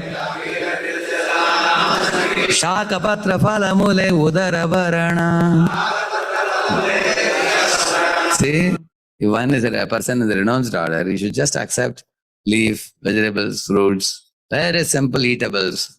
His eating program should be completely simple. We are not here for eating. Simple eating programs you should adopt, and one should focus on chanting of the holy name. If you want Paramartha, that's instruction given, and he followed it so faithfully. See, each of these Vairagya's dharma given. Raghunath Das actually refined his renunciation more and more, which you all know. Asked about the duty and goal of life. Gramya Varta, Gramya Kata na Shunibe, Gramya Varta na Kahibe. Balana Khayibe, Ara Balana Paribe. Do not talk like people in general, and do not hear what they say. Never eat opulent foods and never dress opulently, he said. Because if you are going to hear useless prajalpa talk from others, or if you are going to speak, your time will be wasted and mind will be polluted. Both. And your goal of life will be forgotten. So avoid that. Balanak highway, don't eat opulently. Because if you eat opulently, tongue will become agitated. An agitated tongue will hanker for more and more opulent foods. And the more opulent foods you eat, simple foods you will curse later on. Yeah. And also you will fight for food. Iti utidhai, what is that word? Iti utidhai shishnodara parayana krishna, that will happen. So therefore he says, Balana kaive and Balana paribe. Don't dress very attractively. Because if you dress attractively, you will draw somebody's attention. In this world, some people dress very effulgently, like that, very glittering dress. Like sometimes you come to temple, people who have so much dress, you are coming to give darshan or take darshan. Isn't it? Yeah. You should wear simple dress. Because if you are going to dress opulently, you become very, your eyes, other people's eyes are caught in your dress and you will get into some complication. No, you dress simple, very simple. Nobody is going to look at you much. Yeah. Amani manadahaya Krishna nama sadalave. Vraje Radha Krishna seva manase karive. Amani. Don't expect any respect from anybody. If somebody gives respect, that is due to their goodness, they do that. But whether people respect you or not, you don't mind it. Manada, always respect all living entities. Treat every living being as a part and parcel of Krishna, including animals. There is one verse in the Bhagavatam 11th canto. Even a great evolved pure soul, he offers obeisances even to dogs and donkeys and elephants, like that he says. Huh? There is one verse in Bhagavatam, it says. That means, he doesn't offend any creature unnecessarily. Respect all. Don't even talk ill of anybody. What to speak of hurting anybody. Huh? Don't find fault, don't blaspheme anybody. You are not here for judging others and wasting your time. We are here to practice Krishna consciousness, purify heart and go back to Godhead. Hamani manadahaya Krishna nama sadalai. We always chant the holy names of Krishna. Raja Radha Krishna Seva Manasikarabe. In your heart, always worship the divine couple, Radha and Krishna. So Raghunath Das, after taking these instructions, you will find that then the pastime goes on. What all happened? And in this way, he invited Mahaprabhu for lunch, and eventually he increases his vairagi bhava. And then he stopped inviting him, and then goes on like this. This is a very nice section it is. This chapter is a very nice chapter. So this chapter talks about Raghunath Das's various, so Ante Leela 6th chapter. Very nice chapter it is. Various episodes of Raghunath Das' life. So that Raghunath attaining the mercy of Nityananda happened today, on this most auspicious day at Panihati. So it's very dear to the hearts of all Vaishnavas, because we are also aspiring to get the glance and grace of Guru in our lives, so that we don't just remain mediocre devotees. We don't do anything. We want to do something for the pleasure of Guru. Go an extra mile in doing something wonderful and pleasing his heart. So today is a very, very special day. So we can also beg at the lotus feet of Raghunath Das, as well as Lord Nityananda Prabhu, that, may my heart be purified, and may I come out of my comfort zone and do something wonderful for the pleasure of Guru and Gauranga. Yeah. Therefore, the Nityananda Prabhu's mercy is also glorified in this pastime. Because of his mercy, he attained the shelter of Lord Chaitanya Mahaprabhu. Shri Raghunath Das Goswami ki, Shri Nityananda Prabhu ki, Shri Gaur Nitai ki, Srila Prabhupada ki. So I can sing one short song and conclude. So I can take question. Yeah, one question. Okay. Anybody? Yeah. If somebody is getting late for prasad, they can go. We should not punish them by delaying prasad. Huh? Anybody want to go for prasad, you can. Is ready or yeah. If anybody is little hungry, you want to go, you can go. I'll answer another 5-10 minutes some question. I can answer everything. Yeah. Hare Krishna Prabhuji, thank you very much for telling us about how to receive mercy. You told while to gain blessings from pure devotees or great souls, we need to serve them and take their association. So in the beginning, when we see any great soul coming to the temple, we naturally have some respect. But as time passes by, when we go to the mentality of getting into mechanical zone, I'm anyway seeing him since long time. That creeps in, and naturally the respect while hearing his classes, points don't go into the heart like the way they used to. Yeah, the reason why the points don't go into our heart when we hear lectures, after disrespect develops in our mind, then we don't take his words seriously. That's the reason it doesn't enter our heart. So then what to do? In the Bhagavatam 10th canto, it is said, Sannikarsho atra matrena anadarana karanam. It is said. Vicinity is the cause of disrespect. It is said. So, okay, then anadarana karanam. So how do we avoid that another? Increase the distance. Don't come very close. So if you are finding, because by coming close, we are seeing that this person is like this person is like that. So even in a very senior devotee, sometimes we see faults. You know, so you look at him, he's asking for more sweet, he's asking, you know. I thought he's very renounced. Correct, huh? Yeah. Like in those days in Pune, I had some ulcer in the mouth. So doctor had told me that I have to take ghee in a small drone 3 times. So morning one boy came from the window, I was peeping, I was taking ghee. Say that. Afternoon he saw me taking. Evening he saw me taking. He went and told other boys, Ashram drinks ghee all day. I told him, see, if you think I am drinking all day, look at my body. Am I so stout? No. I said, doctor has told me. Similarly, see, there is some osteoporosis or something.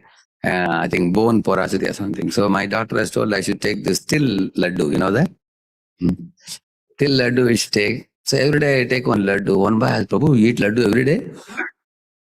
I said, you eat and see one, you see. It's not very sweet. It is just a till. You know till, what do you call it? Huh? Sesame. It's just a sesame, little jaggery is there and that is put together. And it is actually a medicine for those who have this bone porosity too much or something, you have weak bones. So if you take that, it gives you strength to the bones. But somebody is thinking, hey, this whole is gratified, he's just eating one thing like that. So that means when we don't know the background, when we look at a person, immediately we tend to judge. Correct now. Actually, every one of us sitting here, your body is unique. And you will have certain unique requirements for your body. Like for example, somebody has a sinusitis problem. In the morning, sometimes in between chanting, he has to go to room and do this, what do you call that? Not pranayam, this vapor. Doctor has told him for 1 week, he do that or something. Just to go. So what you should do, you should tell the manager and go. And if you have a doubt why he is not there in chanting, you should ask whom? Manager. Prabhuji, I think this fellow has escaped. It's not the manager will say he's not escaped, he has told me. He's told me and gone. He has to do some, doctor has prescribed something for him. So why I'm saying our mind always judges people around us. So in the same manner, many even senior devotees' behaviors are sometimes not understandable. Sometimes they may apparently become angry. We may wonder, my Lord, I thought he's very advanced. He's becoming angry. So then we may commit offenses. But that anger is auspicious for us. We are so sometimes so foolish, some anger is required to reform us. Otherwise, we are like Latonga Booth, we won't change very easily. Some chastisement you get, then only we change. And that is coming from them through Krishna's arrangement, you see. So, therefore, when you're looking at seniors and you watch them closely, if it is causing you to disrespect them, then what we should do? Increase the distance. Kintu prabhurya priya eva tasya vande guru Sri Charan Aravind. You should not see Guru's material body. You should see him as a very dear associate of Krishna in the spiritual world. Guru has a sadhana deha and he has a siddha deha. Siddha deha is a spiritual body. So he may have a body of a gopi or a gopa in the spiritual world and he is regularly assisting Krishna. And even in this body also now, in the same mood only he is assisting. So see the Guru, the spiritual body, he says. So like when Shyamananda Pandit was sweeping, in the Seva Kunj, at the time he found one Nupur, isn't it? He picked it up. One young girl came, asking him, did you find one Nupur here? Who was that? It was Vishaka Devi. So she had come like, just like any other girl she had come. But she has another form in the spiritual world also, which is more effulgent and the Siddha Deha, which she didn't manifest at that time. So he was intelligent. Shaman Pandit said, yes, I got a Nupur, I will give it. But can you take me to your Swamini whom you are talking about? I will give it to her directly. Vishaka said, okay. So she took him to a tree. Under the tree, Radharani manifested her Kaishwari form. It was greatly effulgent, supremely beautiful form of Radharani. And then at that time, Vishaka's form also, her form also became spiritual form she manifested. And then Shyamananda's form also changed. His name was Dukti Krishna Das. His form also changed into a gopi form. Then he gave it to her, Radharani put this thing on his head, a tilak, and touched his head and then gave him blessing. That because you gave happiness to Shyama, myself, so your name will be Shyama Anand. Like that. So later on, all people thought, hey, he's wearing a new type of tilak. And he has changed his name himself. He looks like an independent fellow. So much so that the news reached his guru, Hridaya Chaitanya, somewhere. He came running, he wanted to beat up his disciple. Later on, Radharani came in a dream and pacified him and said, see, it is me only who gave the name. And Guru became pacified after that. Because sometimes it's difficult. Therefore, in my life, I have a very simple formula. When I have suspicion or doubt about somebody, I will not ask that person. I will go and ask his superior, his counselor, or his authority. Why this is happening with this fellow? What do you think? You may be aware. Maybe he must have opened his mind to you or whatever. Right now, it is always good to clarify. Similarly, the senior devotee's behavior is not understandable. Then it's another senior who may know him closer. Right now, then we exactly come to know the truth. Right now, yeah. Like for example, sometimes I have a US call, 2-3 days in a week. So that is supposed to be till 4:15 only. I finish between 3:30 to 4:15. But sometimes there is a little extension. It becomes 4:20, 4:25. Then I take some medicine card or something I take. But then I come, it becomes like 4:35, 4:40 sometimes, occasionally. Some boy is looking, hey, Prabhuji is late today. No, he gives big classes. You should attend 4:30 to 9:30. He himself is late. Someone will think like that. So therefore, what I have done, I told the manager, please announce that I have a US call on that day. I may be a little late because there are always people judging. So judging and offending is very common pastime of conditioned souls in this world generally. But in Vaishnava circle, this is one thing we have to be very much careful about, because in Vaishnava circle, if you can remain without offending, you make a lot of progress. We should have respect for Vaishnavas, and yes, some Vaishnavas have different type of idiosyncrasies. We say, that, no? Idiosyncrasies means their habits, their nature, and certain things. So it's very difficult for us to understand why. So the pastime of this Mukunda taking Gadadhar Pandit to Pundrika Vidyanidhi, isn't it?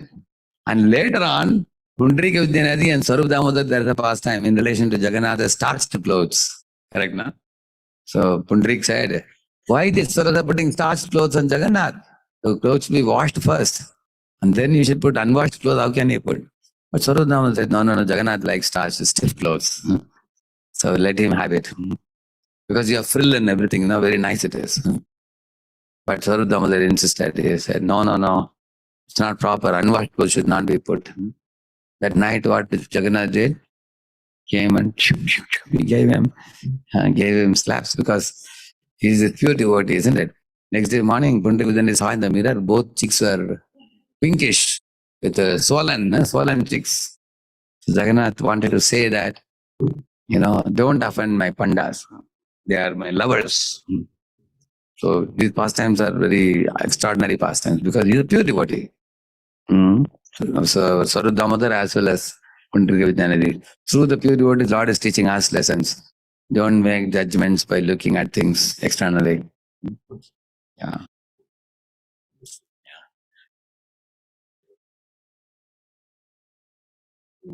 You give examples of the bodily doshas which is overlooked. Sometimes devotees may have Svabhava Janita dosha, but Raghunath Goswami says that even pure devotees can have Svabhava Janita dosha. So therefore, one should neglect, just like the mud in the Ganges. Yeah. So question is, if a pure devotee, we say, should above the three modes. And dosha and Svabhava is due to the three modes. So somebody going beyond the three modes, then the Svabhava dosha also should go in a pure devotee, while those doshas should remain. Yeah. Actually, you have to understand exactly what he means. Drishtai, Svabhava Janitair, vapushascha doshai na prakridatvam iha bhakta janasya pashyed gangam pasam nakalu budbudafena pankair brahmad dravatvam apagacchati nira dharma. This is a verse. So here, what is this? Drishtya swabhava janitaya. You will see that there are 4 things you can remember the plus formula, PLUS. P means previous to coming to Krishna consciousness, there were some bad habits in a person. But after coming to Krishna consciousness, he has given up those habits. Say, for example, 2 of you boys, you became Vaishnavas now, and your friend is being glorified by everybody like anything because he is singing well. And you say, I know this, we both were schoolmates, in school days, he used to smoke cigarette. Now he has become a big Vaishnava, everybody is glorifying. You should not say like that. Even though he was smoking before, now you should not tell others about it. If you tell, it becomes offensive. That is P. Then L stands for last traces of lingering tendencies like anger or greed and things like that. So greed to eat or becoming little angry with others. Sometimes, occasionally they surface circumstantially, not always. That should be ignored. One shouldn't take it seriously because he's already cleansing his heart by chanting. And PL, U for unpremeditated slip. Which means sometimes a devotee normally is doing well. Like there was one counselee, I heard, he didn't go for the meetings for 3 months. Counselor was surprised why this family has stopped coming. Suddenly one day they went to meet that person, the door was slightly open, he pushed it open, and that fellow was watching TV, full blast going on in the house. Some Hindi movie was going on. He was an upcoming devotee. So as soon as counselor came, this fellow was shocked. He jumped up from his sofa. He was searching for the remote. He was calling his son, hey beta, where is the remote? Where is the remote? I'm not finding it. He wanted to switch off the TV, but he couldn't switch off. The remote was missing. He threw a blanket over the TV, still sound is coming. And counselor was laughing. He said, don't worry, Prabhu, I'm not going to punish you. I'm just coming to see you, how you are doing. Then again he started coming. So this is called as unpremeditated slip. Correct, no? One may be a devotee, but occasionally the old tendencies come. I want to watch some Hindi movie, or I want to hear some old cinema song which I liked. Isn't it? So those tendencies come back again. That is you. And S for social background, which means somebody is born in a lower family, like Shudra family or lower birth, or one has a body which is black, or one has some white leprosy in the body, some diseases in the body. A Vaishnava may not externally look beautiful, but he may have made great advancement also. One should not judge a Vaishnava based on external appearance only. So, social background, social status also. That is there. So, PLUS, P for previous to coming to Krishna consciousness, some anarthas might have been there. And L for last traces of lingering anarthas. And U for unpremeditated sleep. And yes, versus later. So these 4 we should remember. Then 6 more are said, 5 more are said. You can remember another formula. Joke bad, J-O-K-E-B-A-D. You remember? J means not feeling joy upon seeing Vaishnava. Like I am seeing Bhaktivinoda Prabhu, I am feeling jubilant. Today I became ecstatic simply by seeing him.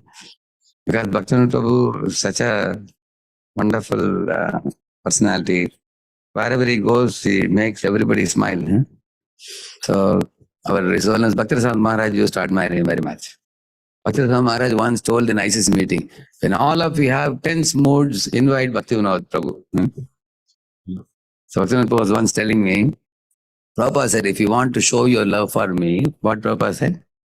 Cooperate with one another. Bhaktivinoda Prabhu said, people heard it differently. Cooperate with one another. So therefore they are having meetings, he was telling. So another formula he taught me, he said, when all devotees are, happy with you, everybody is doing well, you smile. When everybody in your temple is not doing so well, You keep mum, don't speak. If they create too much headache, travel around, he said. He said, that's why I travel around. So, it's very hasyapada. Huh? Actually, every Vaishnava, Krishna has given them different opulences. So, his opulence is humor. Hmm? So, of course, he's a very great thinker. He wants to stop all the drug addiction in India altogether, put a full stop to it. He's working very hard for that. Many may not know it. Huh? He has a lot of understanding about politically how drugs are coming into India, trying to weaken the soldiers and everything. So, yes, different roles. So, every Vaishnava you will see, they have some speciality. We should see that and appreciate. And as soon as we look at them, we should feel joy. Mahaprabhu saw Ramananda Rai, he felt great joy. They felt joy seeing each other. And O for offering obeisances to a Vaishnava. And K for not offering obeisances. Indra forgot to offer obeisances to Guru. What happened? He lost all his opulences. Killing a Vaishnava, like our Durvasa Muni tried to kill Ambarish Maharaj. And E for envying a Vaishnava, like our Daksha Prajapati envied Lord Shiva. Correct now? And Joke. B is blaspheming a Vaishnava, like Gopal Chapal blasphemed our Srivas Thakur, isn't it? Blaspheming a Vaishnava.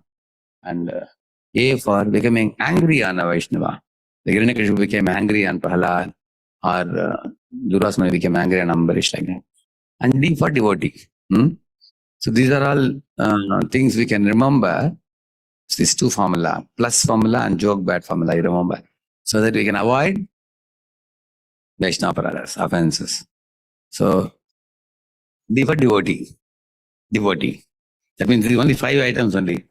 We should not do these 5 for a devotee. Jokeba. We should avoid while dealing with a devotee. So,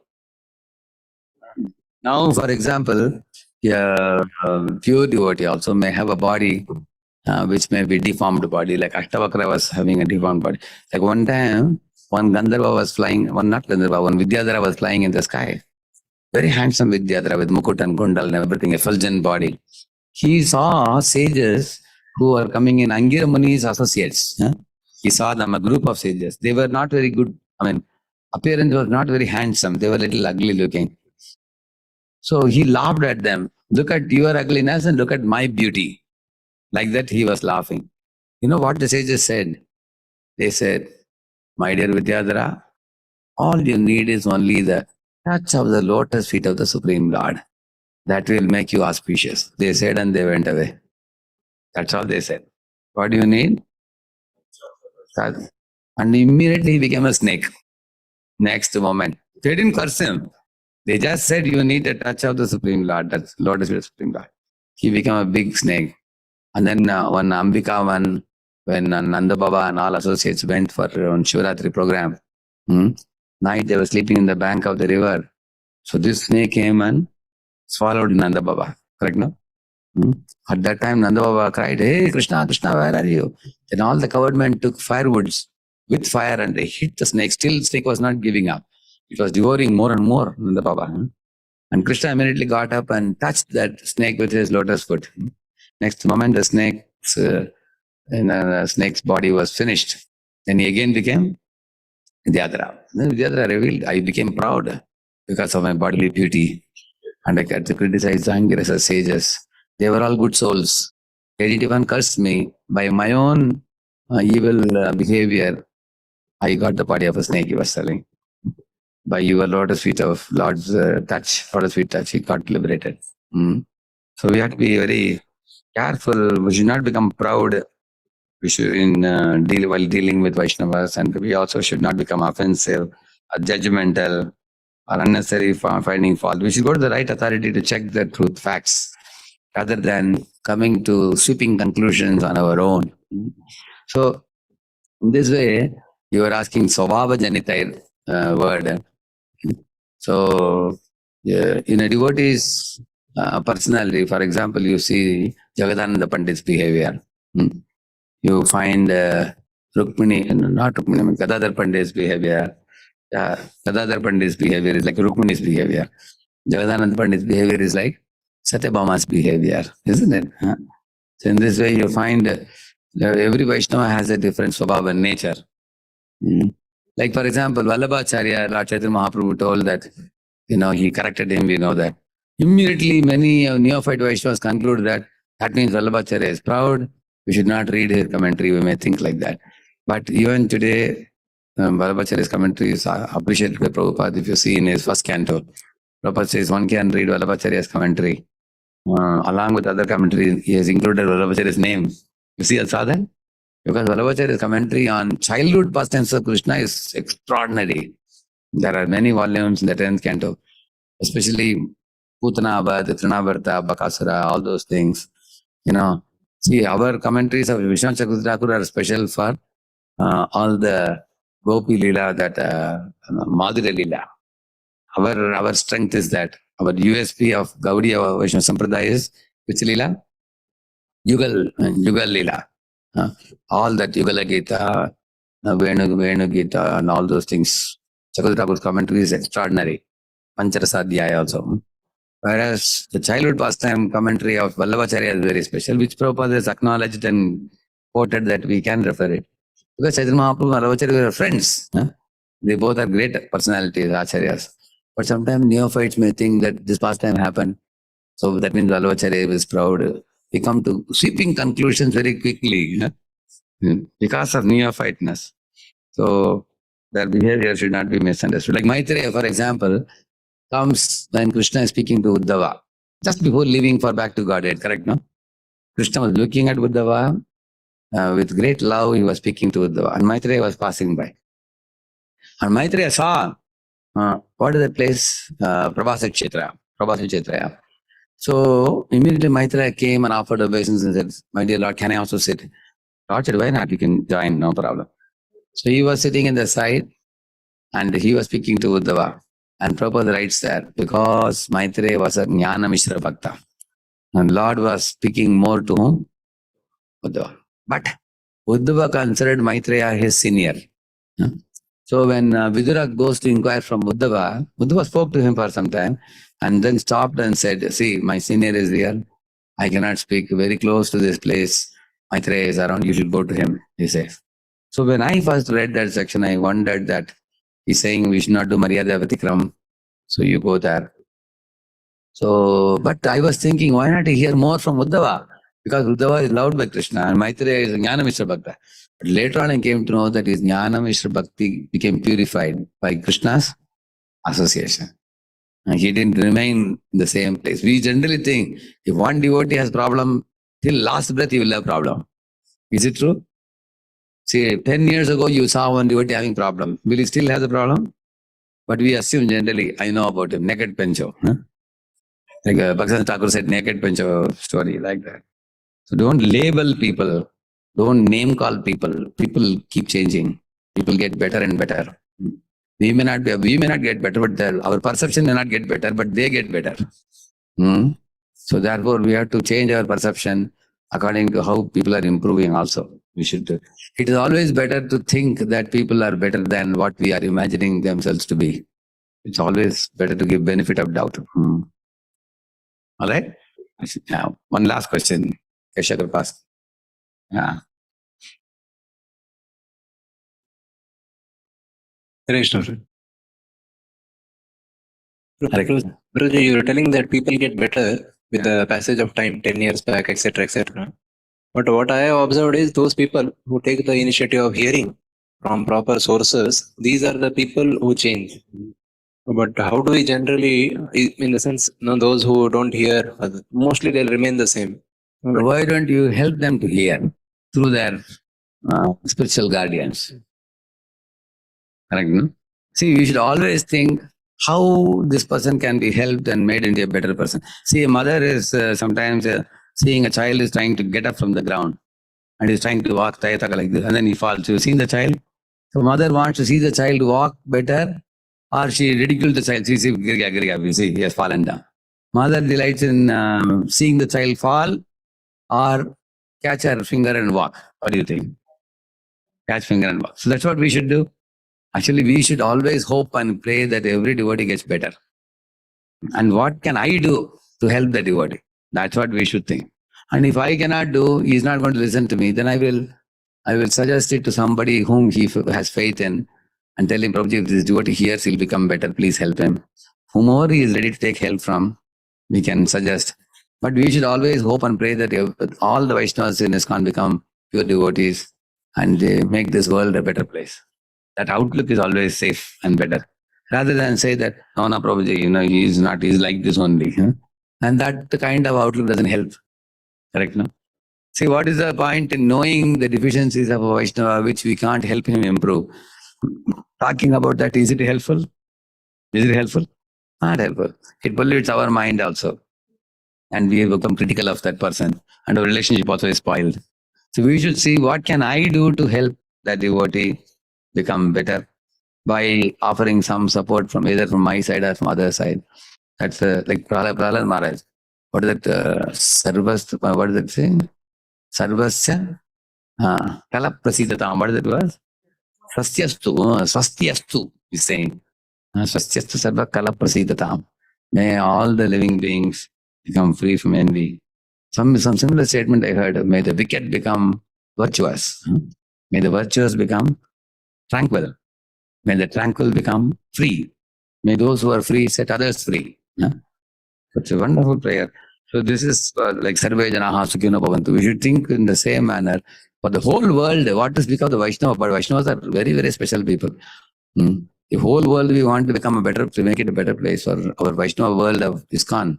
We should always, they are like our brothers and sisters. We should see that somehow what help can I give to help them? That's what we should think. Shri Prabhupada ki, Bhakta Vrinda ki. Thank you.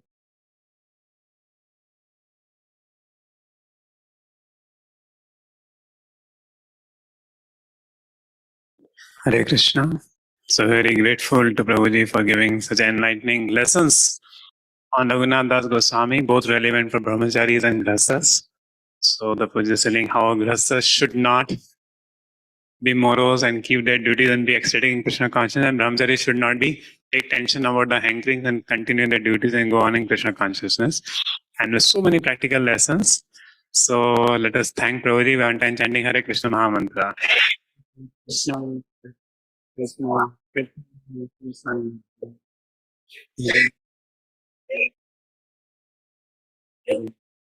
So again, tomorrow we'll have Bhagavatam class by His Grace Radheshyam Prabhu, 8 to 9:30. Glories of Srimad Bhagavatam. This is our first class of Bhakti Vaibhav there. And also we welcome His Grace Tukaram Prabhu. Prabhuji is the youth in charge. Prabhuji is youth in charge from ISKCON Bhubaneswar. So let us welcome Prabhuji one time chanting Hare Krishna Mantra. Krishna Hare Krishna Krishna, Krishna Krishna Hare Hare Hare Rama Hare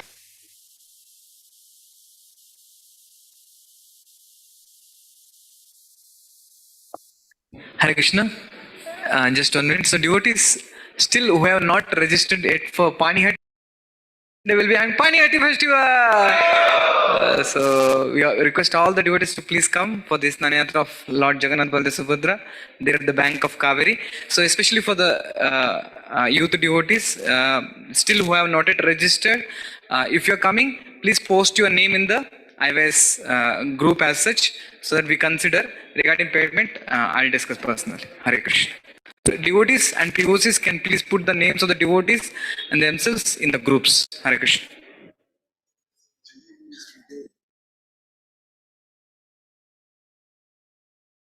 So prasadam for devotees is waiting in the kitchen. Hare Krishna. Chidadai.